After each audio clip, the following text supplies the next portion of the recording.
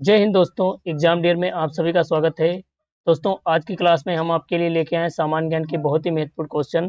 तो देखिए, जो इसका पहला क्वेश्चन है, खिलजी वंश के संस्थापक कौन था? खिलजी वंश का संस्थापक था जलालुद्दीन फिरोज खिलजी। कौन था? जलालुद्दीन फिरोज खिलजी। ये खिलजी वंश कब तक चलता है? खिलजी वंश चलता है 1290 से लेके 1320 तक। 1290 से लेके 1320 तक चलता है। चलिए अगले क्वेश्चन पे आते हैं। अलाउद्दीन खिलजी ने किस युद्ध में राणा रतन सिंह को हराया था? अलाउद्दीन खिलजी ने राणा रतन सिंह को हराया था। कब हराया था?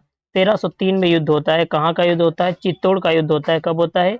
1303 में। 1303 में चित्तौड़ का युद्ध होता है, जिसमें एकमात्र ऐसा युद्ध होता है कि अलाउद्दीन खिलजी खुद भाग लेता जाके, बाकी हर जगह वो अपने सेनापतियों को ही भेजता है। चलिए अगले क्वेश्चन पे आते हैं। अलाउद्दीन खिलजी ने मंगोल आक्रमणों को रोकने के लिए किस नगर को किलेबंदी करवाया था? अलाउद्दीन खिलजी के समय में मंगोल आक्रमण करते हैं, तो इसलिए उसने सीरी के किले की किलेबंदी करवाई थी। किसके किले की? सीरी के किले की किलेबंदी करवाई थी। और इससे क्या होता है, जब मंगोल आते हैं और ये सीरी के किले को भेद नहीं पाते हैं। अगला क्वेश्चन देखिए। अलाउद्दीन खिलजी के काल में दक्कन पर विजय प्राप्त करने वाला सेनापति कौन था? अलाउद्दीन खिलजी के काल में दक्कन पर विजय प्राप्त करने वाला जो सेनापति था, उसका नाम क्या था? मलिक काफूर। मलिक काफूर को हजार दिनारी कहते हैं। क्यों कहते हैं हजार दिनारी? क्योंकि इसको हजार दिनार में खरीदा गया था। कहाँ से? गुजरात के गुजरात के गुजरात से। कहाँ से? गुजरात से। अगला क्वेश्चन देखिए। अलाउद्दीन खिलजी ने किस वर्ष में दिल्ली के बाजारों का नियंत्रण किया था? अलाउद्दीन खिलजी ने बाजार नियंत्रण किया था। और ये पूछ रहा हमसे किस वर्ष किया था। तो बाजार का नियंत्रण करता है 1299 में। कब करता है? 1299 में। अगला क्वेश्चन देखिए। अलाउद्दीन खिलजी ने खुद को किस उपाधि से अलंकृत किया था? अलाउद्दीन खिलजी ने खुद को किस उपाधि से अलंकृत किया था? सिकंदर ए आजम। किस उपाधि से? सिकंदर ए आजम से अपने आप को अलंकृत किया था। चलिए अगले क्वेश्चन पे देखते हैं। अमीर खुसरो किसके दरबारी कवि थे? अमीर खुसरो अलाउद्दीन खिलजी के ही दरबारी कवि थे। देखिए, खिलजी वंश में सबसे महत्वपूर्ण जो था, वो अलाउद्दीन खिलजी ही था, जो कि जलालुद्दीन खिलजी का दामाद था। और ये उसका भतीजा था। बाद में उसकी लड़की से शादी कर लिया था, तो उसका दामाद भी बन गया था। इसी ने ज्यादा काम किया था, तो इसी के बारे में ज्यादा पढ़ना है। चलिए अगले क्वेश्चन पे आते हैं। खिलजी वंश का अंतिम शासक कौन था? खिलजी वंश का अंतिम अंतिम शासक था मुबारक शाह। कौन? मुबारक शाह। और मुबारक शाह, इसके बाद में क्या आ जाता है? इसके बाद में आ जाता है तुगलक वंश। अगला क्वेश्चन देखिए। मलिक काफूर का दूसरा नाम क्या था? मलिक काफूर का दूसरा नाम क्या था? हजार दिनारी, जो कि हमने आपको बता दिया है। हजार दिनारी क्यों था? क्योंकि इसको खरीदा जाता है। कहाँ से? गुजरात में एक बार युद्ध होता है, तो इसका एक सेनापति होता है। किसका? अलाउद्दीन खिलजी का। और इसको हजार दिनार दे के खरीद के लाते हैं। मलिक काफूर, जो कि क्या था? ये एक ट्रांसजेंडर था, लेकिन लड़ाकू था, बहुत अच्छा सिपाही था। और इसने बाद में दक्षिण विजय पूरी की थी। इसी ने लेके आया था। कौन सी लेके आया था? कोहिनूर हीरा लेके आया था। अगला क्वेश्चन देखिए। अलाउद्दीन खिलजी के दरबार में कौन इतिहासकार था? अलाउद्दीन खिलजी के दरबार में जियाउद्दीन बर्मी इतिहासकार था। कौन था? जियाउद्दीन बर्नी। अगला क्वेश्चन देखिए। वायुमंडल में सबसे निचली परत कौन सी होती है? वायुमंडल में सबसे निचली परत होती है क्षोभ मंडल। कौन सी? क्षोभ मंडल। अगला क्वेश्चन देखिए, जिसके अंदर सभी मौसम की घटनाएं होती हैं। कैसी घटनाएं होती हैं? मौसम की घटनाएं किसके अंदर होती हैं? क्षोभ मंडल के अंदर होती हैं। अंतरिक्ष यान प्रक्षेपण के लिए सबसे उपयुक्त परत कौन सी मानी जाती है? सबसे उपयुक्त अंतरिक्ष यान के लिए मानी जाती है थर्मोमंडल। थर्मोमंडल कौन सी मानी जाती है? थर्मोमंडल। अगला क्वेश्चन देखिए। आयन मंडल में किस प्रकार की तरंगों का परावर्तन होता है? आयन मंडल में किस प्रकार की तरंगों का परावर्तन होता है? रेडियो तरंगों का। किस प्रकार की? रेडियो तरंगों का। अगला क्वेश्चन देखिए। ग्रीन हाउस गैसों में सबसे अधिक योगदान देने वाली गैस कौन सी है? ग्रीन हाउस में सबसे अधिक योगदान देने वाली जो गैस है, उस गैस का नाम है CO2 यानी कि कार्बन डाइऑक्साइड। कौन सी? Carbon dioxide. अगला क्वेश्चन देखिए, वायुमंडल में आर्गन गैस का प्रतिशत कितना होता है? वायुमंडल में आर्गन गैस का प्रतिशत कितना होता है? 0.93%। 0.93%। कितना? 0.93%। अगला क्वेश्चन देखिए, वायुमंडल की मुख्य गैस कौन सी होती है? वायुमंडल की मुख्य गैस होती है हाइड्रोजन गैस। कौन सी? हाइड्रोजन गैस होती है। अगला क्वेश्चन देखिए, ओजोन परत संरक्षण के लिए कौन सी अंतरराष्ट्रीय समझौता हुआ था? ओजोन परत संरक्षण के लिए कौन सा अंतरराष्ट्रीय समझौता होता है? Montreal protocol. कौन सा होता है? Montreal protocol. ये कब होता है मॉन्ट्रियल प्रोटोकॉल? 1987 में। कब होता है? 1987 में। अगला क्वेश्चन देखिए, प्रस्तावना में न्याय के लिए कितने प्रकार हैं? न्याय के कितने प्रकार हैं? प्रस्तावना में 3 प्रकार होते हैं। कितने? 3 प्रकार होते हैं न्याय के। कौन कौन से होते हैं? सामाजिक, आर्थिक और राजनीतिक न्याय। कौन कौन से? सामाजिक न्याय, राजनीतिक न्याय और आर्थिक न्याय। अगला क्वेश्चन देखिए, हम भारत के लोग, यह शब्द किससे संबंधित है?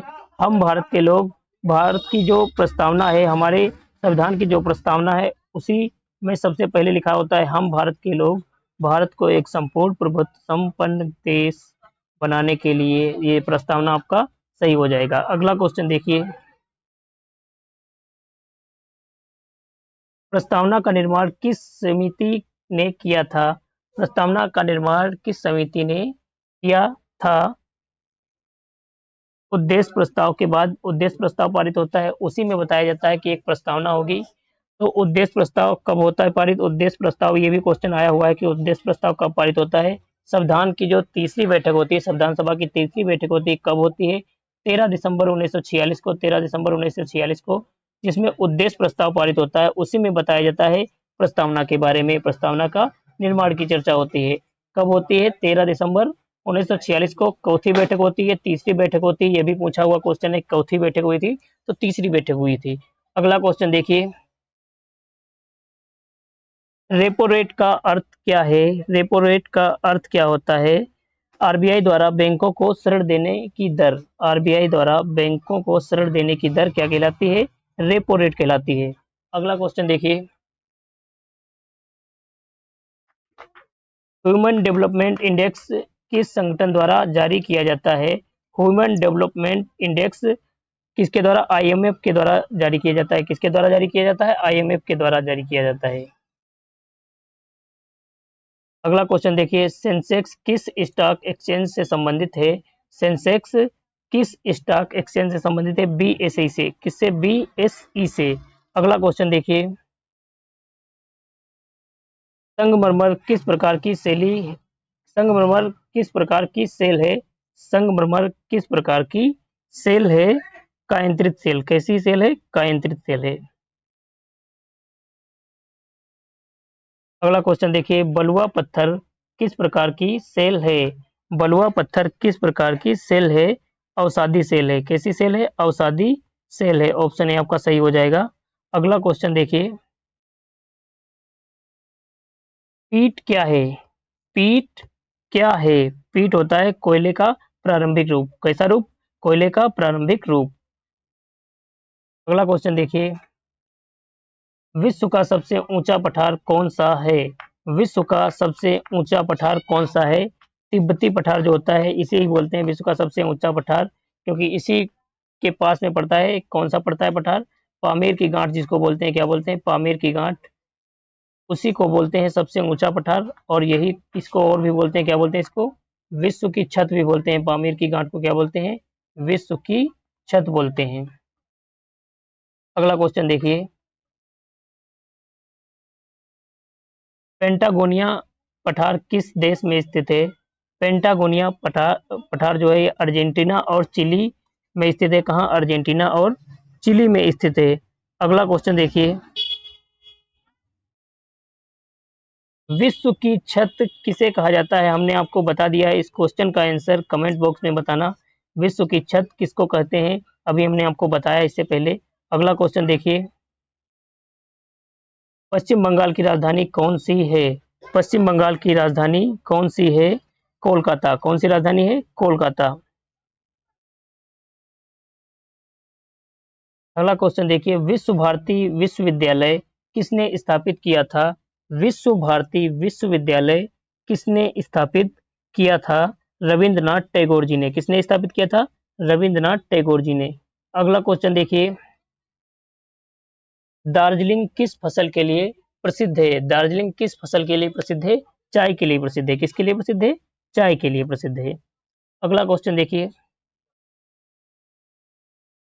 पश्चिम बंगाल की सीमा किन देशों से लगती है? पश्चिम बंगाल की सीमा किन देशों से लगती है? तो नेपाल से भी लगती है, भूटान से भी लगती है और बांग्लादेश से भी लगती है। तो ऑप्शन से ए आपका बिल्कुल सही आंसर हो जाएगा, क्योंकि ये तीनों देशों से लगती है। कौन कौन से देश से? नेपाल, भूटान और बांग्लादेश। अगला क्वेश्चन देखिए, पश्चिम बंगाल की प्रमुख फसल पश्चिम बंगाल का प्रमुख त्योहार कौन सा है? पश्चिम बंगाल का प्रमुख त्योहार होता है दुर्गा पूजा। कौन सी? दुर्गा पूजा। आप सभी को मालूम हो, जो हमारी बंगाली भाई लोग होते हैं, ये दुर्गा जी की बहुत अच्छे से पूजा करते हैं, तो ऐसे भी जान सकते हो। अगला क्वेश्चन देखिए, गुलाबी शहर के नाम से कौन सा शहर प्रसिद्ध है? गुलाबी शहर के नाम से प्रसिद्ध शहर है, उसका नाम है जयपुर। क्या नाम है? जयपुर, जो कि सबसे स्वच्छ शहर है, सबसे स्वच्छ शहर है। अगला क्वेश्चन देखिए, नीली नगरी किसे कहा जाता है? नीली नगरी किसे कहा जाता है? जोधपुर को ही नीली नगरी कहते हैं। क्या कहते हैं? जोधपुर को नीली नगरी कहते हैं। अगला क्वेश्चन देखिए, पूर्व का पेरिस किस शहर को कहते हैं? पूर्व का पेरिस किस शहर को कहते हैं? कोलकाता को पूर्व का पेरिस कहते हैं। कोलकाता को पूर्व का पेरिस कहते हैं। अगला क्वेश्चन देखिए, सिटी ऑफ जॉय किस भारतीय शहर के उपनाम है? सिटी ऑफ जॉय भी कोलकाता को ही कहते हैं। किसको कहते हैं? कोलकाता को कहते हैं। अगला क्वेश्चन देखिए, सिलिकॉन वैली ऑफ इंडिया कौन सा शहर है? Silicon valley of India Bengaluru को कहते हैं। किसको कहते हैं? बेंगलुरु को कहते हैं। चलिए अगले क्वेश्चन पे देखिए, ऑरेंज सिटी किस शहर का उपनाम है? ऑरेंज सिटी किस शहर का उपनाम है? नागपुर में। नागपुर का किसका? नागपुर का, क्योंकि यहाँ पे क्या होता है, संतरे की उत्पादन बहुत होता है, संतरा का उत्पादन बहुत होता है, इसीलिए इसको क्या बोलते हैं? ऑरेंज सिटी बोलते हैं। अगला क्वेश्चन देखिए, पूर्व का स्कॉटलैंड किसे कहा जाता है? पूर्व का स्कॉटलैंड किसे कहा जाता है? मेघालय की राजधानी शिलोंग को किसको कहा जाता है? शिलोंग को। अगला क्वेश्चन देखिए,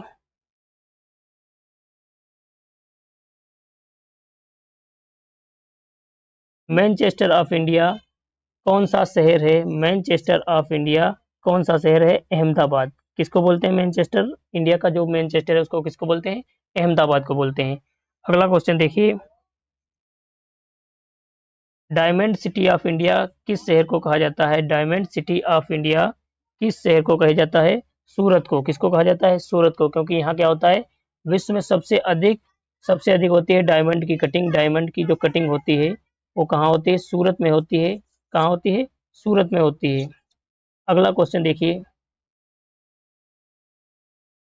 भारतीय राष्ट्रीय कांग्रेस की स्थापना कब हुई थी? भारतीय राष्ट्रीय कांग्रेस की स्थापना होती है 1885 में। कब होती है? 1885 में होती है। कौन इसका अध्यक्ष होता है? ए ओ ह्यूम। और पहली बार इसके अध्यक्ष कौन होते हैं? फर्स्ट अध्यक्ष कौन होते हैं? वो एम एस चंद्र बनर्जी। कौन होते हैं? वो एम एस चंद्र बनर्जी। अगला क्वेश्चन देखिए, बंगाल विभाजन कब हुआ था? बंगाल विभाजन कब हुआ था? 1905 में होता है। कब होता है? 1905 में। करने वाला कौन होता है? Lord Curzon. कौन होता है? Lord Curzon.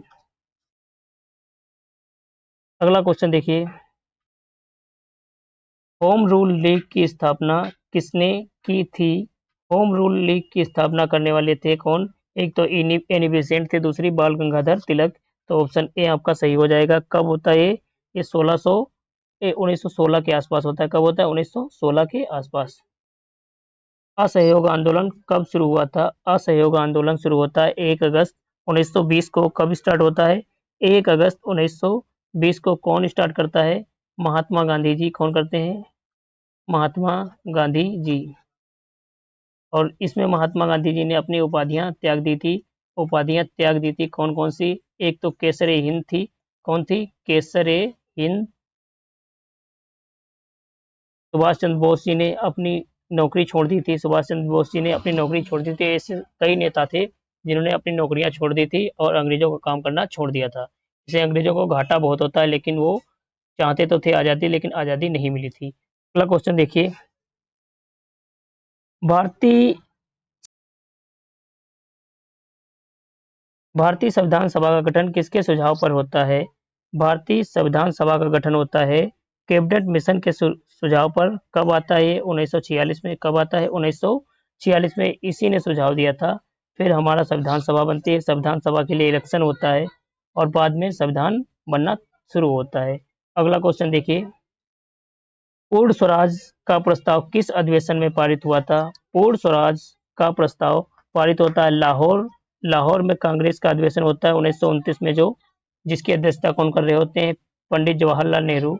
पंडित जवाहरलाल नेहरू। और तब इन्होंने मांग किया था किसकी? पूर्ण स्वराज की। किसकी मांग किया था? पूर्ण स्वराज की। अगला क्वेश्चन देखिए, भारतीय स्वतंत्रता अधिनियम किसने पारित किया था? भारतीय स्वतंत्रता अधिनियम ब्रिटिश संसद ने पारित किया था। किसने पारित किया था? ब्रिटिश संसद ने पारित किया था। कब कब पारित हो जाता है? ये पारित होता है 18 जुलाई 1947 को। 18 जुलाई 1947 को। अगला क्वेश्चन देखिए, 15 अगस्त 1947 को भारत का गवर्नर जनरल कौन थे? 15 अगस्त 1947 को भारत के गवर्नर जनरल लॉर्ड माउंटबेटन थे। कौन थे? लॉर्ड माउंटबेटन थे। तो ऑप्शन बी आपका करेक्ट आंसर हो जाएगा। स्वतंत्र भारत के पहले यही हो जाते हैं। कौन? Lord Mountbatten. भारत और पाकिस्तान का विभाजन किस योजना के तहत हुआ था? भारत और पाकिस्तान का विभाजन माउंटबेटन योजना के तहत होता है। किसके तहत? माउंटबेटन योजना के तहत होता है। अगला क्वेश्चन देखिए, भारत का पहला स्वतंत्रता दिवस किस दिन पड़ा था? भारत का पहला स्वतंत्रता दिवस किस दिन पड़ा था? ये पड़ता है शुक्रवार को। कब पड़ता है? शुक्रवार को। स्वतंत्र भारत के पहले रक्षा मंत्री कौन थे? स्वतंत्र भारत के पहले रक्षा मंत्री बलदेव सिंह थे। बल है जिसकी भुजाओं में, वही तो रक्षा करेगा। तो बलदेव सिंह थे स्वतंत्र भारत के पहले रक्षा मंत्री। अगला क्वेश्चन देखिए, 15 अगस्त 1947 को महात्मा गांधी कहाँ थे? 15 अगस्त 1947 को महात्मा गांधी कोलकाता में थे। अब सोचोगे ये कोलकाता में क्या कर रहे थे? तो कोलकाता में उस समय दंगा हो रहा था हिंदू मुस्लिम को लेके। तो महात्मा गांधी जी उस दंगे को शांत कराने के लिए कोलकाता में थे। और इधर हमारा देश पूरा आज़ादी मनाता है और महात्मा गांधी जी क्या कर रहे होते हैं? उसमें दंगा शांत करवा रहते हैं। दंगा को शांत करवाने के लिए कोलकाता में होते हैं। कहाँ होते हैं? कोलकाता में होते हैं। और फिर भी आज की जनरेशन महात्मा गांधी को गाली देती है कि इन्होंने किया क्या। चलिए आते हैं अगले क्वेश्चन पे। दोस्तों क्वेश्चन तो यही समाप्त होते हैं। वीडियो अच्छा लगा हो तो लाइक करिए। मिलेंगे कल की क्लास में। धन्यवाद।